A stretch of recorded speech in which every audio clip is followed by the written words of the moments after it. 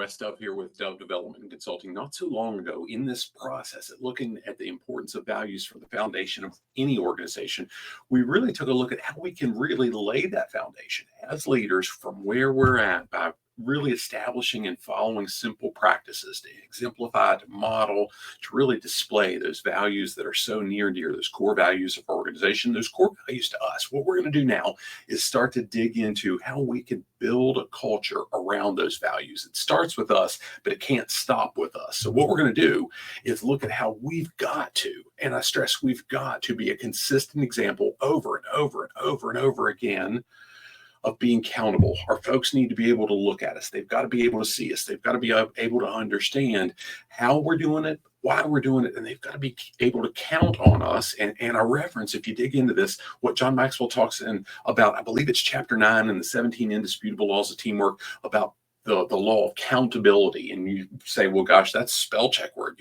There's no such thing as countable, but there is. How can, and he defines how we need to make sure. He relates it to a team, but it's just as important. It's maybe even more important for us in leadership roles to be able to be accountable for those folks looking at us, to count on us to always, over and over again, I'm stressing this intentionally, to be able to show them here's what they're doing. They've got to be able to count on us for seeing what those values look like. Now, what we're going to do is look at how we've got to not only show it, not only do it, be that accountable, we've got to connect the dots and be able to help them display it, help them connect and understand here's what it is. And we've got to explain over and over and over, here's how those values really matter in their individual roles with whatever they're doing on a day in, day out basis, so they can understand here's what it looks like for us to exemplify those values to anybody watching. What we're going to do moving forward is talk about, you know what, a lot of people talk about this, but it really comes down to the walk. The talking part, that's easy. Used to work with a supervisor. He'd say, hey, a mouth will say anything. He was usually referring to